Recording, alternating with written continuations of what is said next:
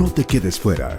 Conoce nuevas soluciones y tecnologías para PYME con Simón Oliveros, cada lunes y miércoles a las 14 horas en Conexión PYME. Somos divoxradio.com.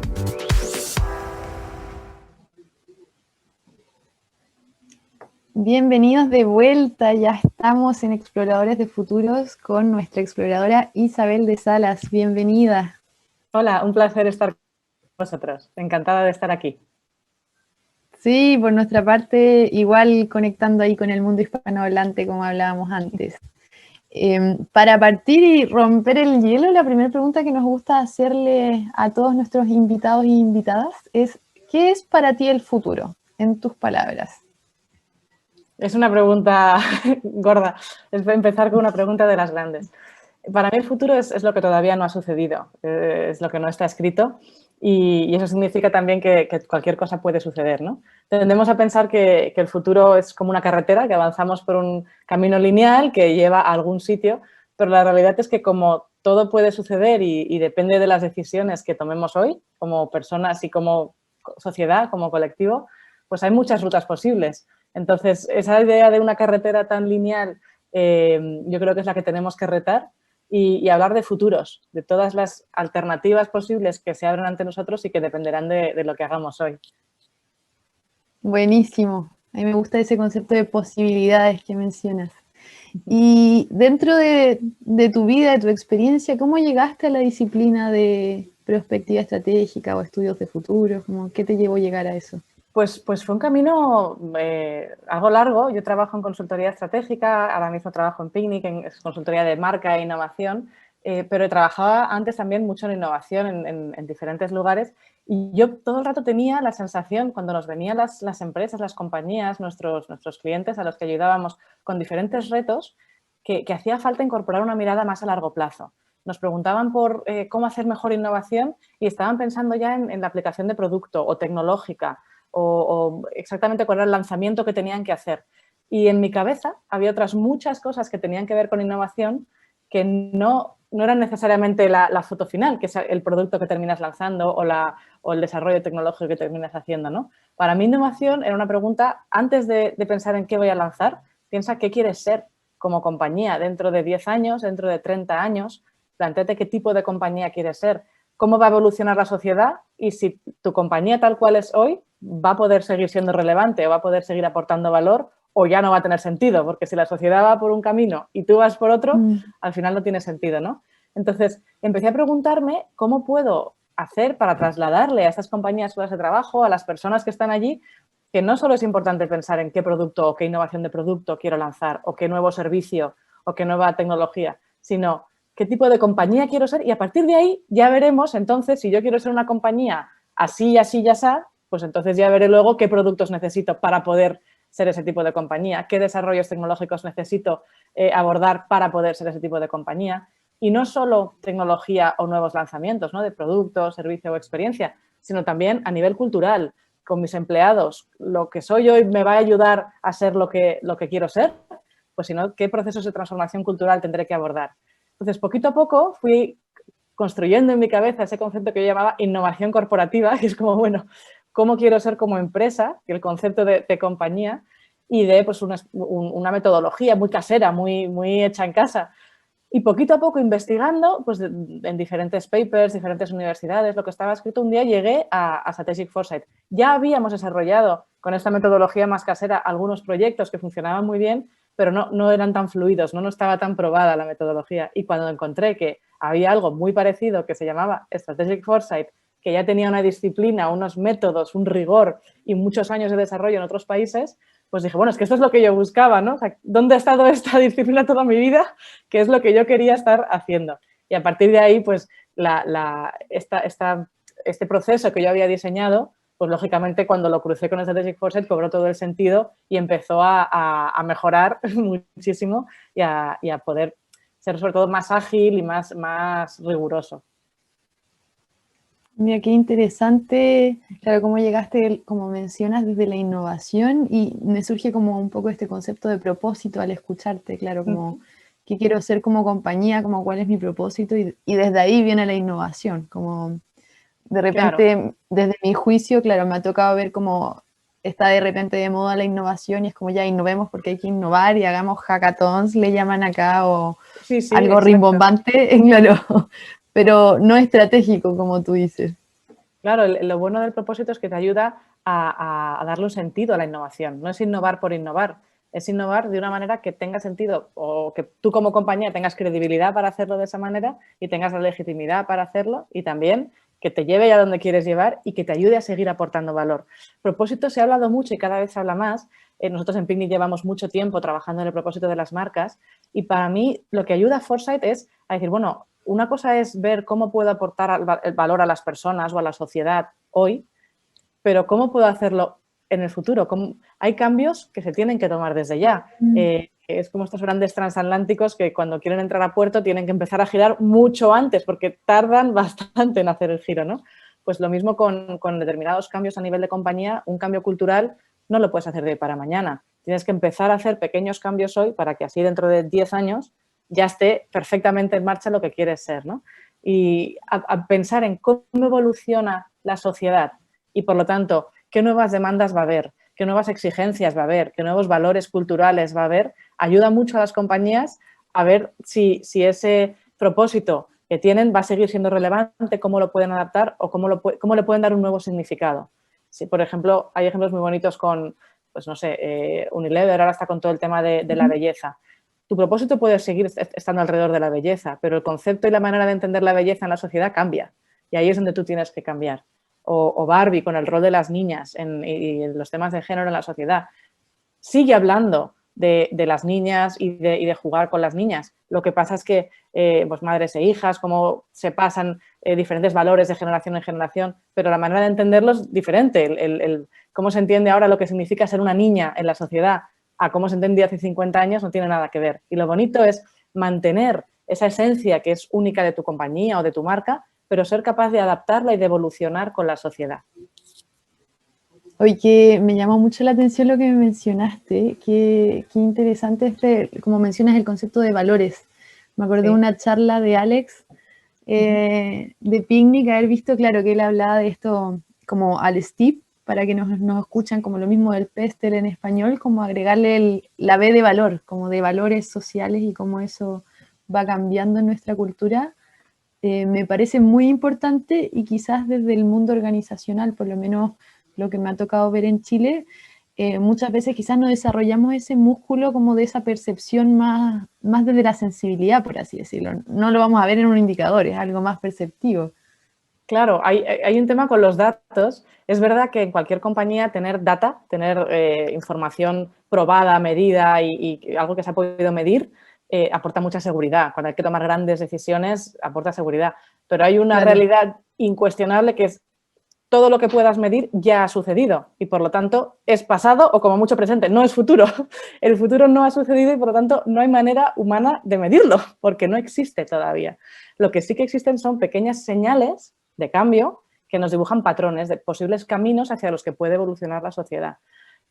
Y es verdad que normalmente cuando uno piensa en el futuro, en innovación, piensa en tecnología, en temas muy, pues eso, muy duros, ¿no? Muy tecnológicos. Y la parte más humanista, antropología, sociología, se pierde un poco de vista. A veces como que la miramos de refilón.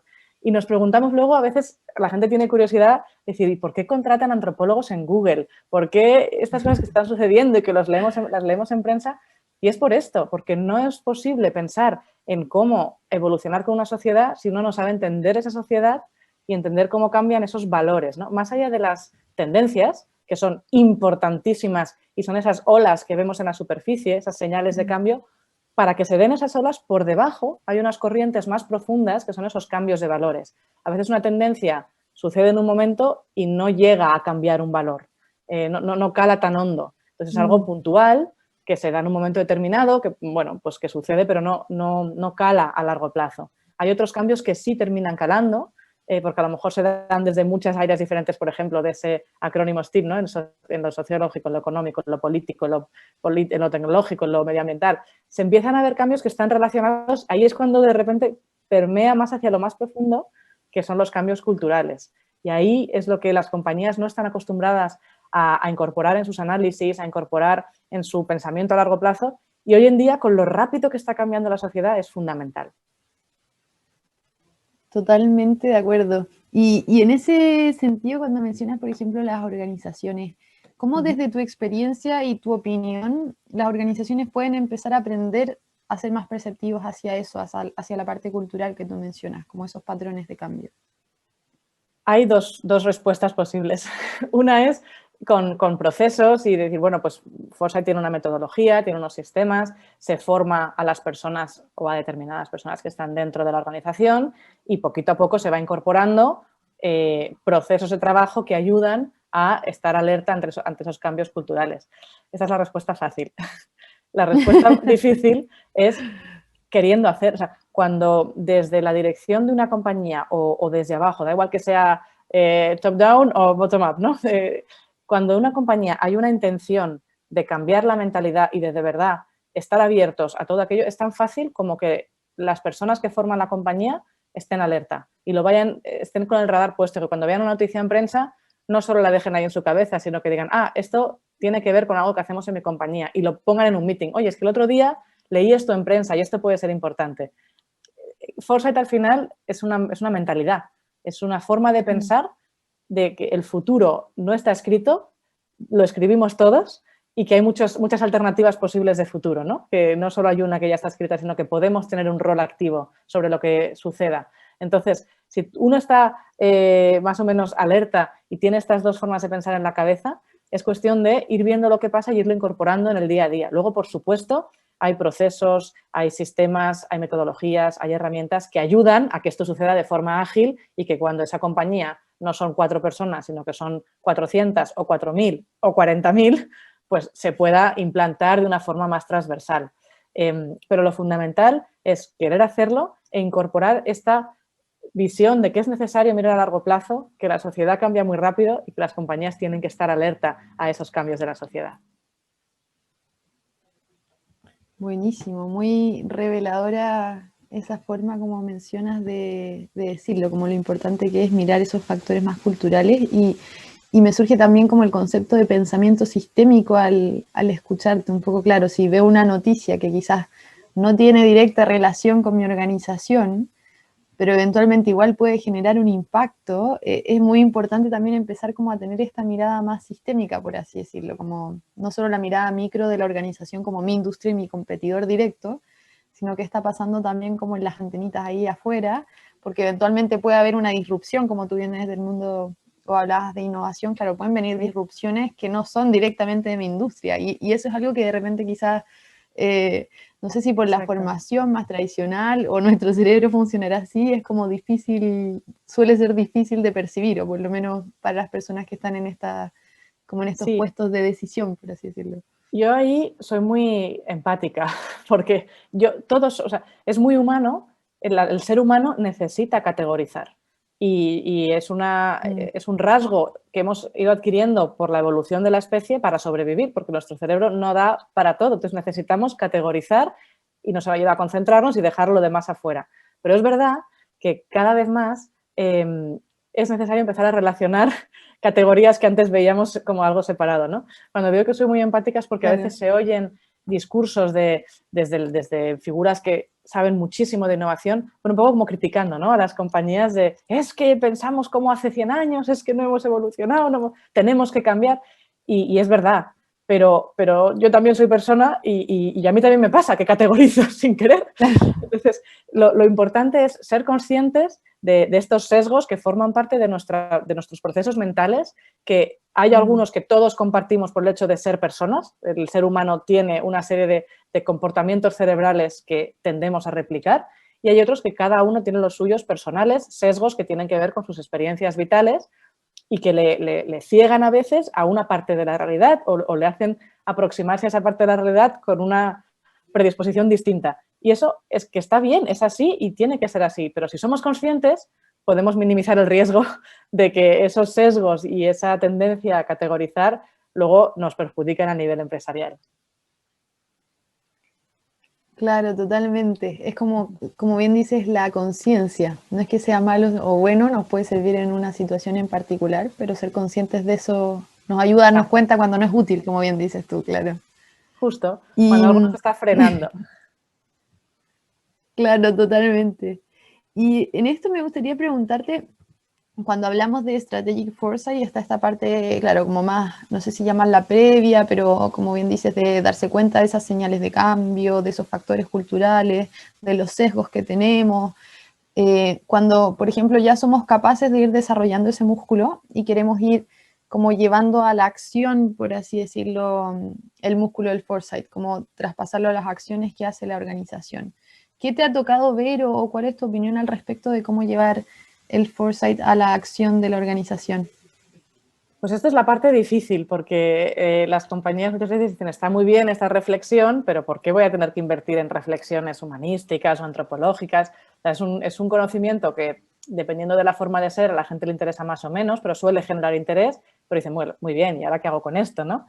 Para mí la clave está en la palabra strategic, ¿no? O sea, foresight es la capacidad pues, for es antes de y sight, visión, ¿no? Pues ver antes de que suceda, pues esto que tú comentabas, ¿no? Hacer ese análisis que poco a poco vas cogiendo práctica en detectar esas señales de cambio y ver pues qué patrones hay. Pero para mí la clave es en el strategic. Todo lo que aprendas de esos cambios que están sucediendo hay que ser capaces de aplicarlos. Si estás trabajando a nivel empresarial, en la compañía, si estás trabajando a nivel gubernamental, en los planes públicos del gobierno, si estás trabajando a nivel tercer sector, bueno, en cada una de las aplicaciones, incluso a nivel personal, Strategic Foresight es, bueno, más allá de anticiparnos y de diseñar esas posibles alternativas de futuro, de proyectar por dónde podría ir lo que suceda, ahora vamos a aplicarlo. Entonces, hay diferentes maneras de hacer ese camino de aplicarlo a la acción. La más conocida, yo creo que es la más fácilmente entendible, yo la utilizo, es la que más utilizo, de hecho, se llama backcasting. Es decir, bueno, yo he identificado que en 10, 15, 30 años, el horizonte que se haya determinado, el horizonte temporal que se haya determinado, quiero estar en este lugar o me gustaría estar, ser una compañía así. Sé que la sociedad va a avanzar o hay posibilidad de que avance por estos caminos, hay determinados puntos de inflexión que siempre serán incertidumbres, pero tengo estos patrones de cambio sobre la mesa. Vale, ahora vuelvo a mi día de hoy. ¿Qué necesito para llegar allí sabiendo que estas cosas pueden suceder, sabiendo que estos cambios se pueden dar, sabiendo que la sociedad está evolucionando en este tema por aquí, en este otro por allá? Entonces, empiezas a generar un listado de acciones, de pasos que tienes que dar. Pues lo que comentábamos, pues lo primero que tengo que hacer es un cambio cultural, porque tengo unos empleados que están acostumbrados, pues en banca, a sellar papeles y necesito unos empleados que estén acostumbrados a trabajar de otra manera con unas herramientas completamente diferentes. Entonces, o les formo o contrato gente nueva que dé un cambio de aires o qué hago. Pero ya empiezan a detectarse gaps entre dónde quiero estar y dónde estoy hoy, sabiendo lo que va a pasar por en medio, ¿no? Entonces, bueno, anticipando lo que puede pasar por en medio, nunca es una certeza. Esto no va de predecir.